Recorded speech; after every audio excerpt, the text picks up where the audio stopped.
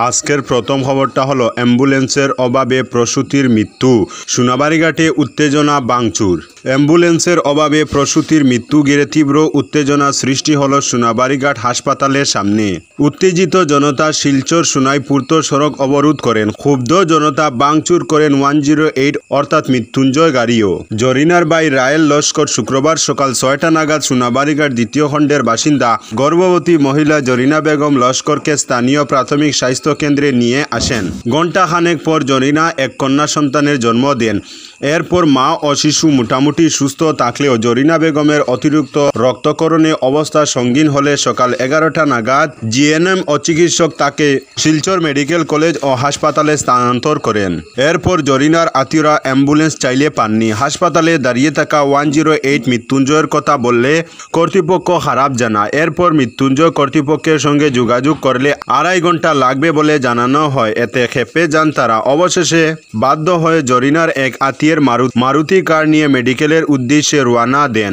জরিনার ভাই রায়েল জানান, মেডিকেলে পৌঁছার পর প্রায় 2.5 ঘন্টা তাদের বিভিন্নভাবে হেনস্থতা করে দাঁড় করিয়ে রাখেন। পরবর্তীতে গুঙ্গুর পুলিশে গিয়ে বিষয়টি জানালে পুলিশ সোনাই এসডিএমওর সঙ্গে যোগাযোগ করলে জরিনাকে মেডিকেলে ভর্তি করা হয়। ভর্তির প্রায় 8 ঘন্টার পর মৃত্যুর কুলে ডলে পড়েন তিনি। এরপর বিকেল 4টা নাগাদ মৃতদেহ যখন নিয়ে বাড়ি পৌঁছানোর সময় হাসপাতালের সামনে পৌঁছলে খেপে যান জরিনার আত্মীয়রা। এরপর হাসপাতালে প্রবেশ করে অ্যাম্বুলেন্সের উপর হামলা চালান। এর মধ্যে স্থানীয় অপরিজন পৌঁছলে অন্য মাত্রায় পৌঁছে যায়।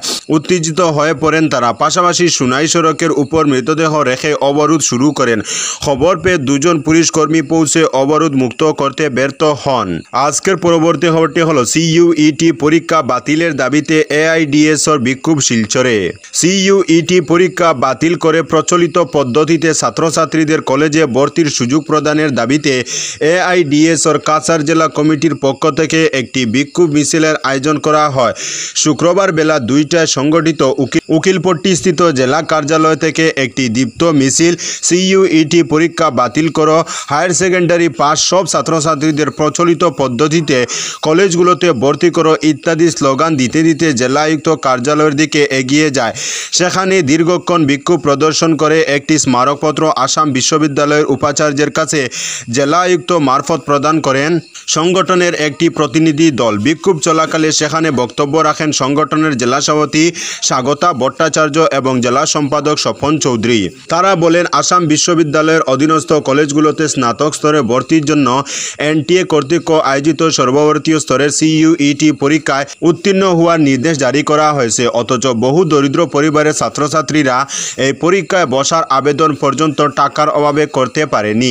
তিনি বলেন, বরাক উপত্যকার 3 জেলায় অসংখ্য উচ্চ মাধ্যমিক বিদ্যালয়ে বাংলা মাধ্যমে ছাত্রছাত্রীরা পড়াশোনা করেছে।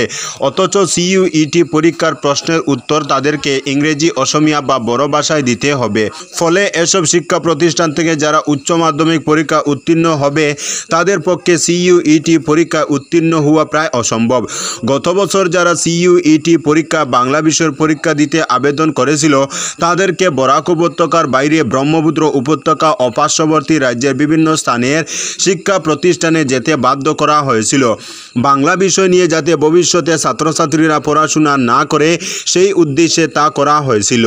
আজকের পরবর্তী খবরটি হলো 2000-এর জায়গায় 200 টাকার তেল।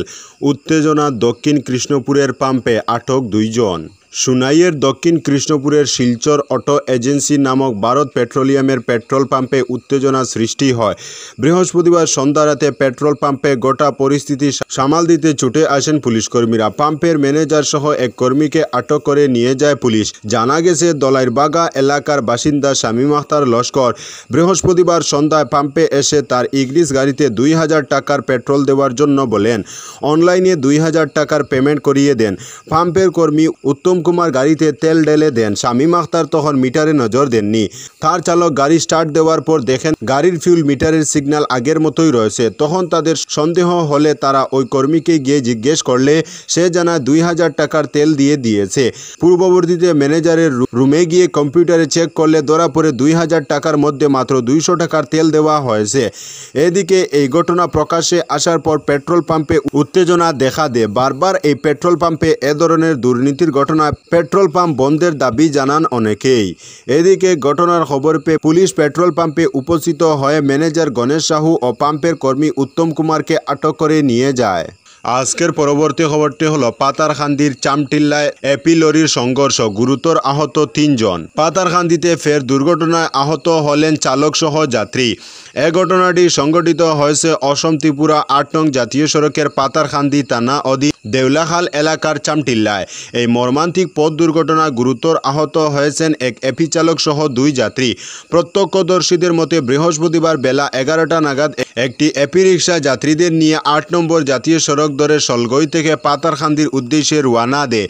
চামটিল্লা এলাকায় পৌঁছালে একই রুটের আরেকটি এপি ওভারটেক করার চেষ্টা করে চালক, কিন্তু নিয়ন্ত্রণ হারিয়ে অন্য দিক থেকে আসা একটি কন্টেইনার ট্রাকের সঙ্গে সংঘর্ষ হয়। সজোরে ধাক্কার ফলে এপির সামনের অংশ দুমড়ে মুচড়ে যায় এবং যাত্রীদের মধ্যে 3 জন গুরুতর আহত হন। পাশাপাশি অন্য এপির চালক আব্দুল বাসিত আহত হন। দুর্ঘটনায় গুরুতর আহত আব্দুল বাসিত নারায়ণ বৈদ্য ও পূর্ণিমা বৈদ্যকে প্রথমে পাতারকান্দি সামগ্রিক হাসপাতাল ও পরে শ্রীভূমি করিমগঞ্জ সদর হাসপাতালে স্থানান্তর করা হয়। তবে নারায়ণ বৈদ্যের অবস্থা আশঙ্কাজনক হওয়ায় তাকে দ্রুত শিলচর মেডিকেল কলেজ ও হাসপাতালে পাঠানো হয়।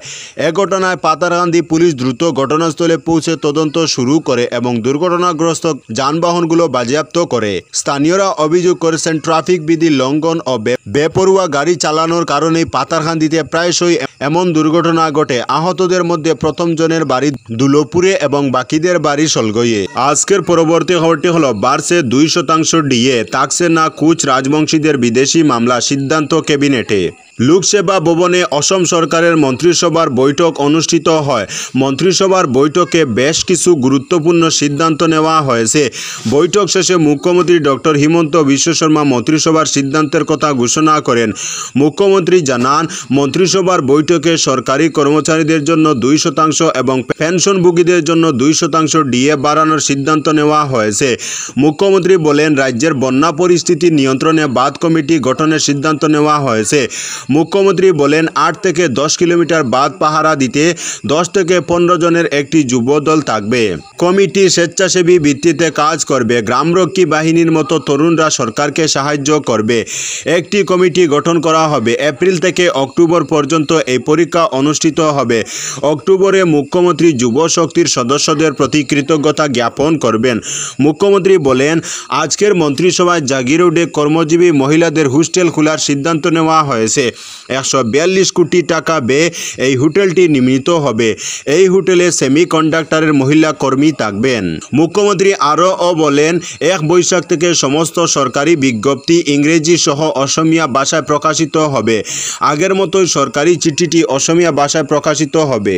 মুখ্যমন্ত্রী বলেন, 28,000 কুচ রাজবংশীদের মামলা প্রত্যাহার করা হয়েছে। আজকের মন্ত্রিসভা বিদেশিদের বিরুদ্ধে বিচারাধীন মামলাগুলি প্রত্যাহার করার সিদ্ধান্ত নিয়েছে। কুচ রাজবংশীদের বিদেশি ট্রাইব্যুনালের মামলা থাকবে না। আজকের পরবর্তী খবরটি হলো উদারবন নিস্তল দর্শনকাণ্ড, 10 বছর কারাদণ্ড যুবকের। মহিলাকে ধর্ষণের দায়ে যুবককে 10 বছর কারাবাসের সাজা শুনালো কাছাড়ের জেলা ও দায়রা জজ বিপ্রজিৎ রায়ের আদালত। সাজাপ্রাপ্ত যুবক গুবরা ভূমিজ, যার বয়স ছিল 30, উদারবন থানা এলাকার নিস্তল বাগানের বাসিন্দা। ধর্ষণের ঘটনা ঘটে 2020 সালের 3 মার্চ নিস্তলের অদূরবর্তী এন্দগ্রাম বাগানে। সে সময় রঙের উৎসব হোলি ছিল সমাগত। উৎসবকে সামনে রেখে তখন ধীরে ধীরে মেতে উঠছিল বাগান এলাকা। ঘটনার দিন হোলিকে সামনে রেখে শ্রমিকদের তলব দেওয়া হচ্ছিল। বিকেল 3:30 নাগাদ এক মহিলা শ্রমিক তলব নেওয়ার জন্য বাগানের কার্যালয়ের দিকে যাচ্ছিলেন। জঙ্গলাকীর্ণ রাস্তা দিয়ে যাওয়ার সময় এক জায়গায় তিনি দেখতে পান একা দাঁড়িয়ে রয়েছে গুবরা ভূমিজ। মহিলা কাছে পৌঁছার পর সে তার কাছে খৈনি চায়। মহিলা খৈনি নেই বলে জানানোর পর হঠাৎ করে গুবরা তার মুখে চাপা দিয়ে পাশের জঙ্গলে টেনে নিয়ে যায়। এরপর বলপূর্বক চরিতার্থ করে পাশবিক বাসনা। এভাবে পাশবিক বাসনা চরিতার্থ করার পরও গুবরা ক্ষান্ত হয়নি। সমস্ত রাত তার সঙ্গে জঙ্গলে থাকার জন্য মহিলার সঙ্গে জোরাজুরি করে। এই অবস্থায় মহিলা কোনোক্রমে তার খপ্পরে খপ্পর থেকে পালিয়ে দৌড়ে বাগানের কার্যালয়ে পৌঁছান। কার্যালয়ে পৌঁছার পর অন্যান্যদের ঘটনার কথা জানান। এরপর ওই দিনই এ নিয়ে উদারবন থানায় দায়ের করা হয় এজাহারের ভিত্তিতে মামলা নথিভুক্ত করে পুলিশ তদন্ত চালায়। পুলিশি তদন্ত প্রক্রিয়ার পর মামলা গড়ায় আদালতে। বিচার প্রক্রিয়া শেষে বৃহস্পতিবার আদালত রায় ঘোষণা করে। এতে গুবরাকে ভারতীয় দণ্ডবিধির 376 ধারায় 10 বছর সশ্রম কারাবাসের সাজা শুনিয়ে সঙ্গে জরিমানা করা হয়েছে 10,000 টাকা। জরিমানা অনাদায়ে তাকে বুক করতে হবে আরও 3 মাসের কারাদণ্ড। এছাড়া 341 ধারায় তাকে শুনানো হয়েছে আরও 1 মাসের কারাদণ্ড। দুটি সাজাই চলবে একসঙ্গে। আজকের পরবর্তী খবরটি হলো শ্রীভূমি করিমগঞ্জ জেলায় পঞ্চায়েত নির্বাচনের বিজ্ঞপ্তি জারি। শ্রীভূমি করিমগঞ্জ জেলায় 3 এপ্রিল তারিখে পঞ্চায়েত নির্বাচনের বিজ্ঞপ্তি জারি করা হয়েছে। জারি করা এই বিজ্ঞপ্তি অনুসারে 16টি জেলা পরিষদ আসনের জন্য 16 জন সদস্য, 95 জন আঞ্চলিক পঞ্চায়েত সদস্য ও 950 জন গ্রাম পঞ্চায়েত সদস্য নির্বাচনের জন্য এই বিজ্ঞপ্তি জারি করা হয়েছে। এতে 1 নম্বর মাইজগ্রাম সুপ্রাহান্দি, 2 নম্বর রাজাটিল্লা উমরপুর, 3 নম্বর শ্রীগৌরী, 4 নম্বর শ্রীমন্ত খানিশাইল বাসাইল, 13 নম্বর কালীগঞ্জ, 14 নম্বর লক্ষ্মীবাজার, 15 নম্বর নীলামবাজার, 16 নম্বর টিলাবাড়ি বান্দরকুনা জেলা পরিষদ আসনের জন্য মনোনয়নপত্র শ্রীভূমি করিমগঞ্জ জেলা আয়ুক্ত কার্যালয়ে পাওয়া যাবে। পাশাপাশি 5 নম্বর সানখিরা, 6 নম্বর কানাইনগর ফাকুয়া, 7 নম্বর লয়েরফুয়া, 8 নম্বর রাদাপাড়ি জেলা পরিষদ আসনের জন্য মনোনয়নপত্র পাতারকান্দি সমজেলা আয়ুক্ত কার্যালয়ে এবং 9 নম্বর আনিপুর, 10 নম্বর ভৈরবনগর, 11 নম্বর চেরাগি, 12 নম্বর দুলভসরা জেলা পরিষদ আসনের জন্য মনোনয়নপত্র রামকৃষ্ণনগর সমজেলা আয়ুক্ত কার্যালয়ে পাওয়া যাবে। এতে মনোনয়নপত্র সরকারি ছুটির দিন ছাড়া আগামী 11 এপ্রিল পর্যন্ত সকাল 11টা থেকে বিকাল 3টার মধ্যে প্রার্থী নিজে অথবা প্রস্তাবকের মাধ্যমে এই কার্যালয়ে অনুমোদিত আধিকারিকের কাছে জমা দিতে পারবেন। আজকের পরবর্তী খবরটি হলো ব্যাংককে ইউনূসের সঙ্গে মোদির বৈঠক। থাইল্যান্ডের ব্যাংককে বিমস্টেক সম্মেলনের ফাঁকে প্রধানমন্ত্রী নরেন্দ্র মোদী বাংলাদেশের প্রধান উপদেষ্টা অধ্যাপক ডক্টর মোহাম্মদ ইউনূসের সঙ্গে দ্বিপক্ষীয় বৈঠক করেছেন। শুক্রবার এই বৈঠক অনুষ্ঠিত হয়। অন্তর্বর্তীকালীন সরকারের দায়িত্ব গ্রহণের পর প্রথমবারের মতো অধ্যাপক ইউনূসের সঙ্গে নরেন্দ্র মোদীর এই প্রথম বৈঠক।